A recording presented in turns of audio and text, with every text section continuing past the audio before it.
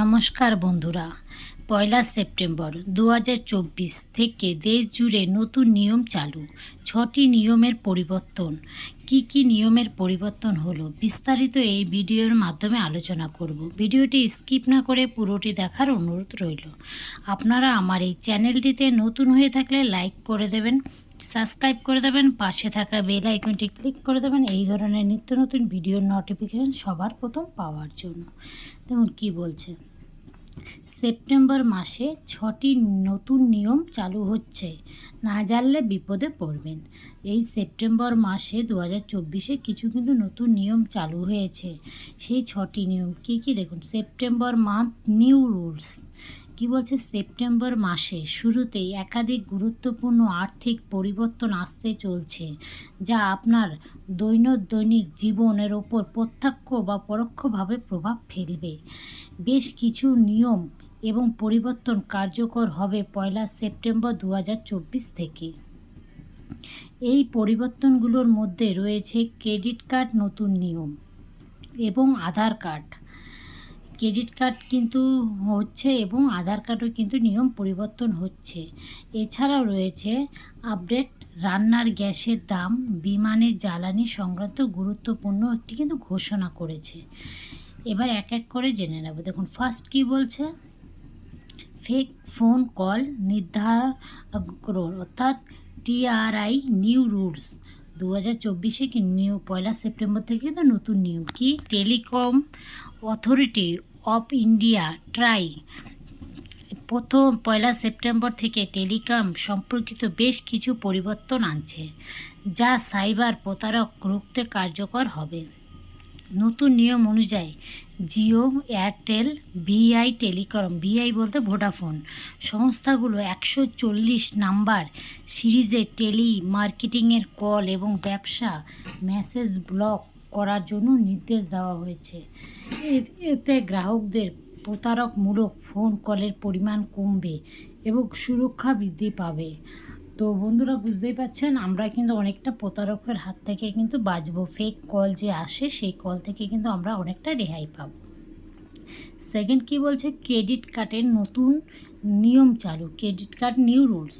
Credit card যে আপনারা use করেন তার কিন্তু নিয়ম পরিবর্তন হয়েছে। কি দেখুন, পয়লা সেপ্টেম্বর 2024 থেকে ক্রেডিট কার্ডের নিয়মের পরিবর্তন ঘটবে। এইচডিএফসি এবং অন্যান্য বড় ব্যাঙ্কগুলো ইউটিলিটির লেনদেনের জন্য রিটার্ন পয়েন্ট সীমা নির্ধারণ করবে। আপনারা ক্রেডিট কার্ড ইউজ করলে কিন্তু একটা পয়েন্ট জমে, সেই পয়েন্টটা কিন্তু সীমার মধ্যে করবে। এতে গ্রাহকদের প্রতি মাসে 2000 পয়েন্টের বেশি লাভ করবে না। এছাড়া কিছু ব্যাংক যেমন আইডিএফসি ফার্স্ট ক্রেডিট ব্যাংক নতুনত্ব টাকার অঙ্ক কমিয়ে দিচ্ছে এবং পেমেন্টের শেষ তারিখ কিন্তু 18 তারিখ আপনারা আগে পেমেন্ট করতেন, এখন কিন্তু সেই পেমেন্ট ডেটটি কিন্তু 15 তারিখ করে দেওয়া হয়েছে। তো আপনাদের কিন্তু 2000 পয়েন্টের বেশি কিন্তু আপনারা লাভ করতে পারবেন না এবং 15 তারিখে কিন্তু আপনাদের পেমেন্ট করতে হবে। আগে যে পেমেন্টটা আপনারা 18 তারিখে করতেন সেটি কিন্তু এখন 15 তারিখের মধ্যে পেমেন্ট করতে হবে। এবার কি বলছে, ফ্রি আধার কার্ড আপডেট। আধার কার্ড আপডেট আপনারা প্রত্যেকেই জানেন, ফ্রি আধার ডকুমেন্টস আপডেট কিন্তু হয়েছে। এই যে ইউডিআই বর্তমান আধার কার্ড আপডেট ফ্রিতে করানোর জন্য সুযোগ দিচ্ছে। ফ্রিতে আধার আপডেট জন্য নতুন লাস্ট ডেট হচ্ছে 14 সেপ্টেম্বর 2024 পর্যন্ত বাড়ানো হয়েছে। ডেডলাইন পার হলে আপডেটের জন্য 50 টাকা চার্জ দিতে হবে। এই পরিষেবা শুধুমাত্র অনলাইনেই পাওয়া যাবে।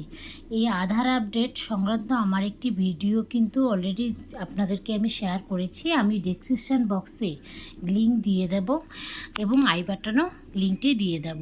এখান থেকে আপনারা যারা আধার আপডেট অনলাইনের মাধ্যমে করতে চান 14 সেপ্টেম্বরের মধ্যে ফ্রি অফকোর্স, তারা কিন্তু আমার এই ভিডিওটি দেখে কিন্তু আপডেট করে নিতে পারেন।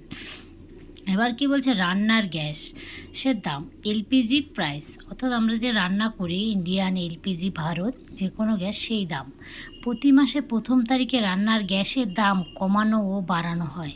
পয়লা সেপ্টেম্বর থেকে রান্নার গ্যাসের দাম আবারও পরিবর্তন হতে পারে। আগস্ট মাসে বাণিজ্যিক গ্যাসের দাম কিন্তু 8 টাকা 50 পয়সা বেড়েছিল এবং জুলাই মাসে কিন্তু 30 টাকা কমানো হয়েছে। এ মাসেও একইভাবে দাম বৃদ্ধি এবং কম হওয়ার সম্ভাবনা রয়েছে। পরবর্তী কী বলছে, বিমানের জ্বালানি ও সিএনজি এবং পিএনজির দাম কি বলছে দেখুন। পেট্রোলিয়াম সংস্থাগুলো প্রতি মাসে প্রথম দিনেই জেট ফুয়েলের সিএনজি এবং পিএনজির দাম সংশোধন করে। 1 সেপ্টেম্বর 2024 এর দাম পরিবর্তন দেখা যেতে পারে, যার ফলে বিমানের টিকিটের দামে প্রভাব ফেলতে পারে বলে মনে করা হচ্ছে। তো আমরা যে বিমানে ট্রাভেল করি ফ্লাইটে, তার দামের পরিবর্তন হতে পারে বলেই কিন্তু মনে করা হচ্ছে। এই 1 সেপ্টেম্বরের পরে কিন্তু আপনারা জানতে পারবেন। সেকেন্ড কী বলছে, যে সরকারি কর্মীদের ডিএ বৃদ্ধি, অর্থাৎ যারা সরকারি চাকরি করেন তাদের জন্য কিন্তু খুবই খুশির খবর, ডিএ কিন্তু বাড়ছে।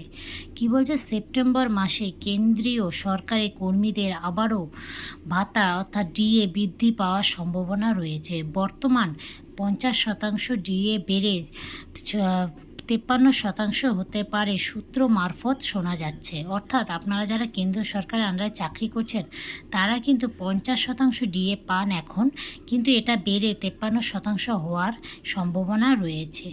আশা করি আপনারা বুঝতে পেরেছেন। যদি কোনো অসুবিধা থাকে আমাকে কমেন্ট বক্সে কমেন্ট করবেন এবং আমার এই ভিডিওটি বেশি বেশি শেয়ার করে দেবেন, অন্যকে জানার সুযোগ করে দেবেন। আশা করছি আমার এই ভিডিওটি আপনাদের ভালো লেগেছে। ভালো লাগলে লাইক করে সাবস্ক্রাইব করে পাশে থাকা বেল আইকনটি ক্লিক করে দেবেন এই ধরনের নিত্য নতুন ভিডিওর নোটিফিকেশান সবার প্রথম পাওয়ার জন্য। Thank you.